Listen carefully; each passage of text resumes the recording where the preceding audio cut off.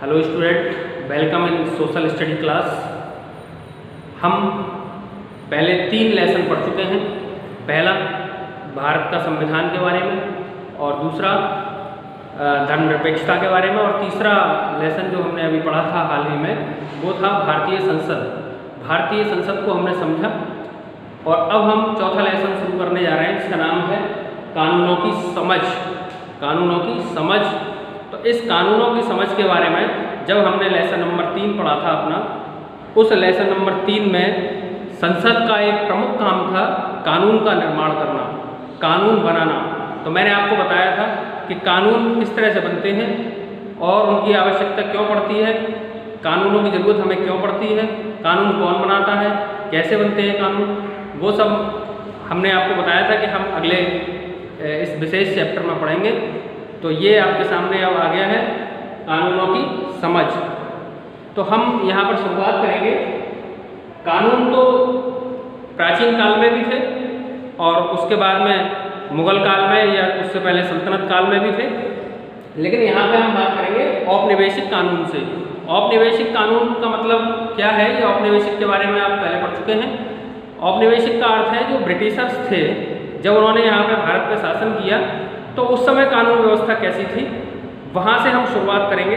क्योंकि हम modern history का अध्ययन कर रहे हैं, आधुनिक भारत पढ़ रहे हैं, तो इसलिए हम आधुनिक भारत की ही बात करेंगे और औपनिवेशिक कानूनों से शुरुआत करेंगे। हम प्राचीन काल में या मध्यकाल में या सल्तनत काल में नहीं जाएंगे।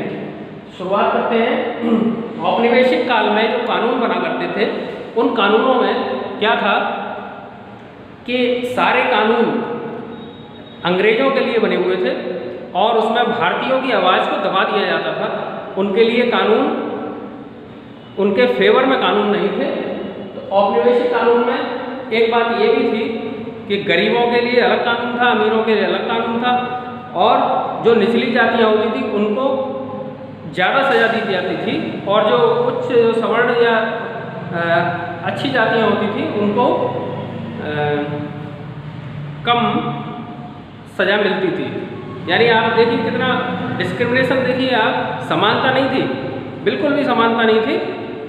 अंग्रेजों में और भारतीयों में तो अंतर था ही, उसके अलावा निचली और उच्च जातियों में भी डिफरेंस कर रखा था। तो उपनिवेशिक कानून में आप यहाँ से देखेंगे कि 1870 का राजद्रोह एक्ट, 1870 में एक राजद्रोह एक्ट बनाया था, जिसमें देखिए यहाँ पर थोड़ा सा ये समझने की जरूरत है बैकग्राउंड में। देखिए 1857 में एक युद्ध हुआ था, बहुत तगड़ी क्रांति हुई थी, जिसको कहते हैं 1857 की क्रांति, जो स्वतंत्रता की क्रांति बोली जाती है, स्वतंत्रता का आंदोलन बोला जाता है। उस 1857 के बाद में 1858 में ब्रिटिश शासन भारत में स्थापित हो गया। ब्रिटिश की महारानी विक्टोरिया भारत की शासिका बन गई। उस शासिका ने बाद में, यानी 1858 के बाद, यानी लगभग 12 साल बाद 1870 में एक राजद्रोह एक्ट पारित किया। उस राजद्रोह एक्ट में क्या था कि किसी भी व्यक्ति को बिना मुकदमा चलाए या बिना किसी बात के ही, यानी सरकार के, यानी ब्रिटिश सरकार के विरोध में अगर कोई बात करता था या उसका प्रतिरोध करता था या उसकी आलोचना करता था ब्रिटिश सरकार की, तो उस पर राजद्रोह एक्ट लगा दिया जाता था। उसके बाद में फिर 1919 में एक कानून और आया। उस कानून में क्या था, उस कानून को बोलते थे रॉलेट एक्ट। क्या था? Rowlatt act. ये कब आया? ये 1919 में आया। इस रॉलेट एक्ट में क्या हुआ, ये 10 मार्च 1919 को भारत में लागू हो गया। 10 मार्च 1919 को भारत में लागू हो गया रॉलेट एक्ट। इस रॉलेट एक्ट का विरोध हुआ। इस रॉलेट एक्ट में क्या था कि किसी भी भारतीय को, ब्रिटिशर्स को नहीं, किसी भी भारतीय को बिना मुकदमा चलाए गिरफ्तार कर लिया जाता था, बिना वजह बताए उसको गिरफ्तार कर लिया जाता था और जेल में डाल दिया जाता था। बाद में उस पर मुकदमा चलता था जेल में जाने के बाद। तो ये इस रॉलेट एक्ट को काला कानून कहा गया। भारतीयों ने इसको क्या कहा? काला कानून कहा। जो भारत के राष्ट्रवादी थे, यानी राष्ट्रवादी कौन, जो उस समय कांग्रेस थी, जो राष्ट्र के हित में सोचती थी, राष्ट्रहित के लिए कांग्रेस का गठन हुआ था। इसका गठन कब हुआ था? 1885 में। मैंने बताया था 1885 में INC का गठन हुआ, इंडियन नेशनल कांग्रेस का। तो हम बात कर रहे हैं 1919 के रॉलेट एक्ट की। जब ये रॉलेट एक्ट बना तो इसमें बिना मुकदमा चलाए, बिना किसी वजह के किसी भी भारतीय को गिरफ्तार करके जेल में ठूस दिया जाता था और उस पर बाद में मुकदमा चलता था। इसी के विरोध में, इसी रॉलेट एक्ट से जुड़ा हुआ है जलियांवाला बाग कांड। इसी के विरोध में दो लोग, एक डॉक्टर सत्यपाल और एक डॉक्टर किचलू, इन दो लोगों को गिरफ्तार कर लिया था ब्रिटिशर्स ने। और इनकी गिरफ्तारी के विरोध में 13 मार्च को जलियांवाले बाग में, यानी अमृतसर में एक जगह है पंजाब में जलियांवाला बाग, उस जलियांवाला बाग में एक सभा हो रही थी शांतिपूर्ण तरीके से।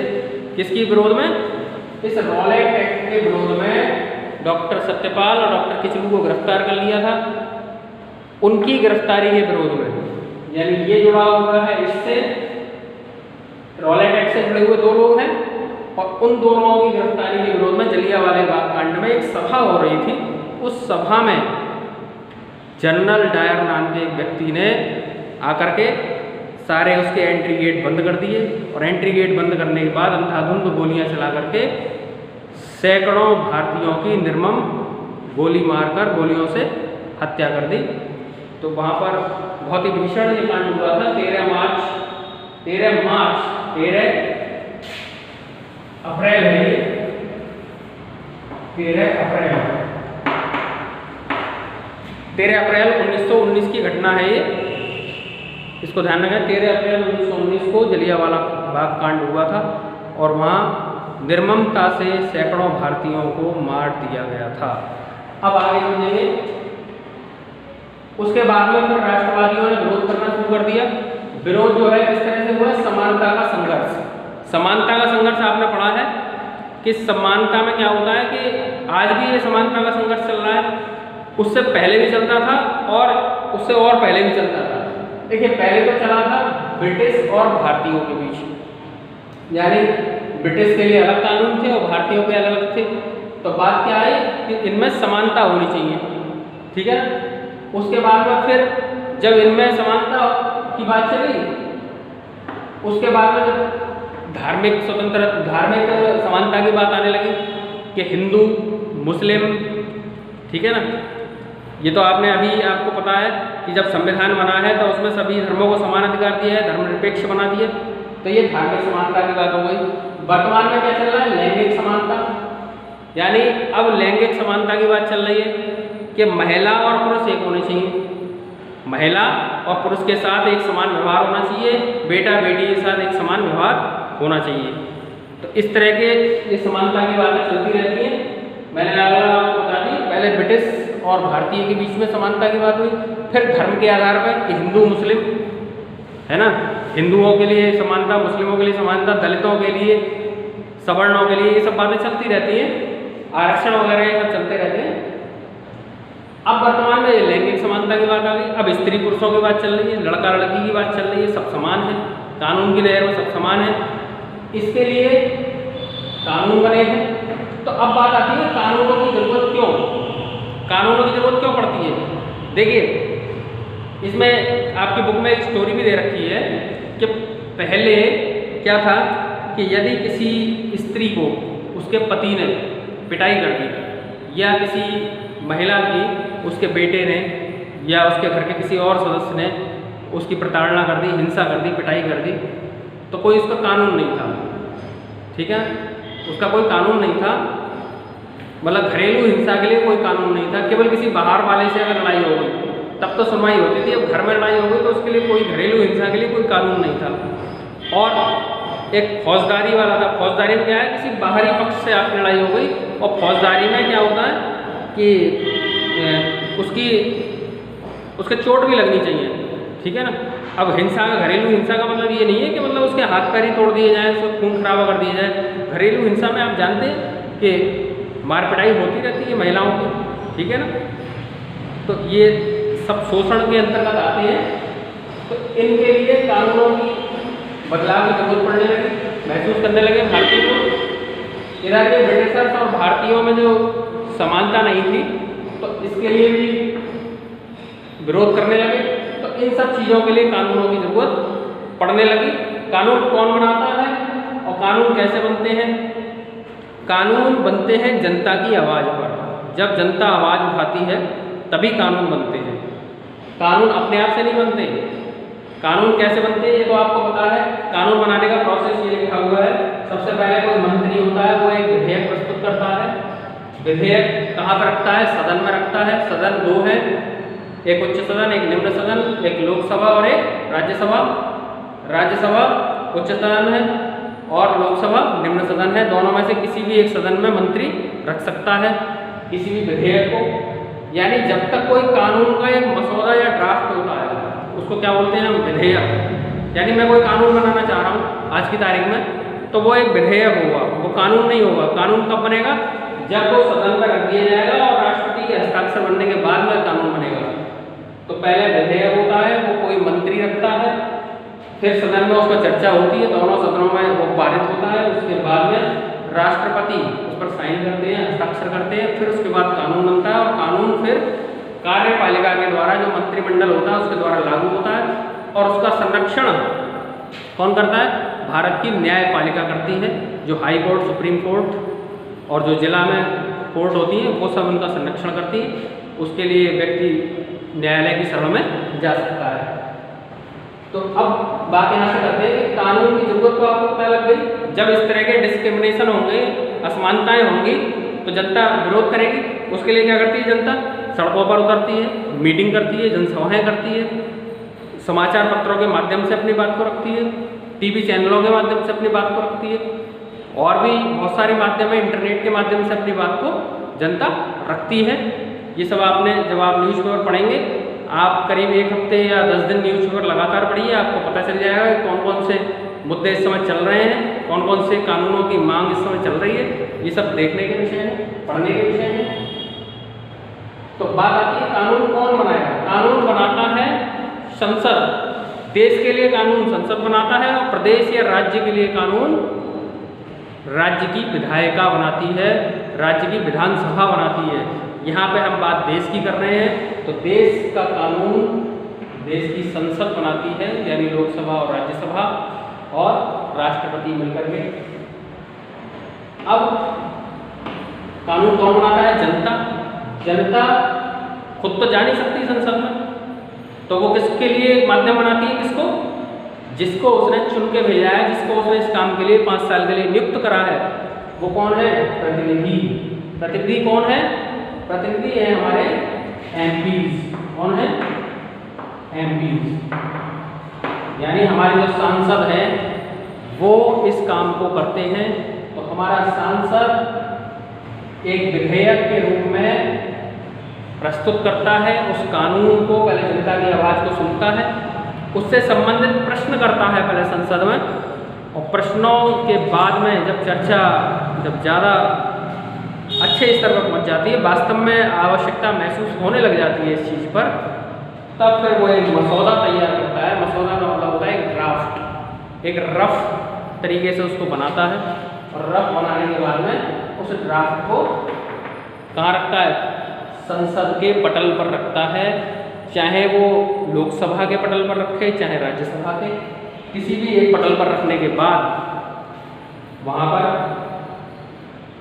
उस पर चर्चा होती है, कुछ संशोधन होते हैं, कुछ चेंजेज होते हैं, कुछ परिवर्तन होते हैं। उन सबको करने के बाद में प्रत्येक मेंबर से उसकी चर्चा की जाती है। संसद के अंदर 545 मेंबर हैं, राज्यसभा के अंदर 245 मेंबर हैं, उन सबसे चर्चा की जाती है। उसके बाद में जब दोनों सदनों से पारित हो जाता है, फिर राष्ट्रपति के पास जाता है। राष्ट्रपति महोदय जो वर्तमान में होते हैं भारत के, वो उस पर हस्ताक्षर करते हैं, और हस्ताक्षर करते ही तुरंत कानून बन जाता है। और कानून बनने के बाद में एक बात और रहती है कि कानून बनना अलग बात होती है और कानून का लागू होना एक अलग बात होती है। कानून बनता अलग डेट में है और लागू अलग डेट में होता है। अब थोड़ा सा इसको समझ लेते हैं कि 2005 में एक घरेलू हिंसा कानून बना था।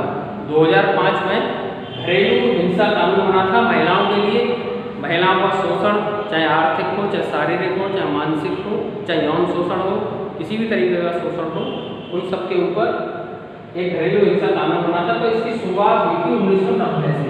अब से 1990 से 1990 में महिलाओं ने ये आवश्यकता महसूस की इस कानून की, और उन्होंने जनसभाएं की, महिला आयोग वगैरह में अपनी बात को रखा, और उसके माध्यम से अपनी बात प्रतिनिधियों तक पहुंचाई। प्रतिनिधियों ने क्या किया कि उस पर चर्चा करते हुए 2002 में जो इसका बिल था, यानी विधेयक को इंग्लिश में क्या बोलते हैं, बिल, BILL, एक बिल तैयार किया 2002 में। इस बिल को कहाँ रखा, संसद में रख दिया। इस बिल को संसद में रख दिया। घरेलू हिंसा सुरक्षा एवं रोकथाम, घरेलू हिंसा सुरक्षा एवं रोकथाम इसका नाम था उस समय। कानून तो बाद में बना, अभी कानून नहीं बना है। पहले क्या था कि घरेलू हिंसा से सुरक्षा और उसकी रोकथाम कैसे की जाए। तो ये बात उठी कब थी, 1990 में। फिर इस पर चर्चाएं हुई, जनसभाएं हुई। एक दिन में नहीं होता है कोई। आज ये नहीं है कि मेरे मन में आया, मैंने कानून के लिए कह दिया और विधायक और सांसद बैठे हो तुरंत वहाँ पे रख देंगे, ऐसा कुछ नहीं है। सालों साल लगते हैं। 90 के बाद में 2002 में किसी मंत्री के संज्ञान में आया ये बात अच्छी तरह। उसने एक ड्राफ्ट तैयार किया, बिल तैयार किया, और उस विधेयक को सदन में रख दिया। सदन में रखने के बाद में 2005 में इस पे चर्चा हुई काफ़ी, यानी 2002 से 3। अब इसमें क्या होता है, इतना टाइम क्यों लगा, 3 साल का समय इसलिए लगा, 3 साल का, कि इस पर काफ़ी चर्चा हुई, संशोधन भी हुए, परिवर्तन भी हुए, ठीक है ना। तो इसमें 3 साल लगे। 2005 में ये पारित हो गया। 2005 में क्या नाम रखा गया, घरेलू हिंसा कानून, ठीक है। इसको पारित करने के बाद में फिर इसको लागू कब किया गया, लागू करने की डेट अलग होती है। लागू हुआ कब, 2006 में। 5 में बना, 2006 में लागू हुआ। तो इस तरह से अब जैसे अब शिक्षा नीति आई है, तो नई शिक्षा नीति 2020 में आई है। तो ये नहीं है कि शिक्षा नीति 2020 में पारित हो गई, ठीक है, बन गई, तैयार हो गई। लेकिन अब ये ऐसा नहीं है कि तुरंत कानून बन गया इसके संबंध में। अब धीरे धीरे लागू होगा, 1-2 सालों में समय लगता है इन चीज़ों में। इससे पहले बात करते हैं कि और कुछ कानूनों में संशोधन भी होते हैं। कुछ तो कानून नए बनते हैं, कुछ में संशोधन होते हैं। पहले क्या था, हिंदुओं का एक अपना अलग कानून हुआ करता था, धर्म के आधार पर कानून बना करते थे। ये प्राचीन काल की बात है। लेकिन इसमें क्या था कि हिंदुओं में जो पिता की संपत्ति है वो पुत्र को ही मिलती थी, बेटियों को कोई हक नहीं मिलता था, और महिलाओं को भी कोई हक नहीं था। तो इसमें परिवर्तन किया गया, हिंदू उत्तराधिकार संशोधन, हिंदू उत्तराधिकार संशोधन।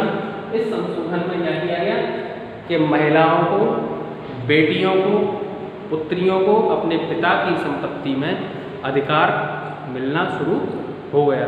यानी ये सन 2005 से हुआ है। सन 2005 से महिलाओं को और बेटियों को पिता की संपत्ति में अधिकार मिलना शुरू हो गया। तो ये कानून में संशोधन हुआ। ये 2005 वाला कानून नया बना। और एक होते हैं अलोकप्रिय कानून। अलोकप्रिय कानून में होते हैं कि कुछ कानून ऐसे होते हैं जो बन तो गए, जैसे मान लीजिए ये वाला 2005 का घरेलू हिंसा बन गया, या एक CAA कानून चल रहा है आजकल, CAA, ठीक है, नागरिकता वाला जो कानून चल रहा है ना, कि नागरिकता आप पढ़ना अखबारों में, तो उसमें क्या रहता है कि अगर कोई अलोकप्रिय कानून होता है या जो जनता को पसंद ना हो या जिसमें कोई खामी या कमी हो, तो उस पर आप अपनी आवाज़ भी उठा सकते हैं। कानून बनने के बाद, राष्ट्रपति के हस्ताक्षर होने के बाद, पारित होने के बाद भी जनता अलोकप्रिय कानून पर अपनी आवाज़ उठा सकती है। और प्रेशर क्रिएट करने के बाद में उस कानून को रद्द भी करवा सकती है। ये जनता की शक्ति है। भारत के संविधान ने सर्वोच्च शक्ति जो है वो जनता को दी है। जनता ने ही, अब आपने यहाँ स्पष्ट देखिए कि कानून किसने बनवाया, जनता ने मांग उठाने के बाद में बनवाया। ये सब तो काम करने वाले हैं। तो मैं आशा करता हूँ कि आप कानूनों की प्रक्रिया समझ गए होंगे, कानून कैसे बनते हैं, क्यों बनते हैं और किस तरह से इसको उठाया जाता है, कैसे लागू किया जाता है, ये चीज़ें आप समझ गए होंगे।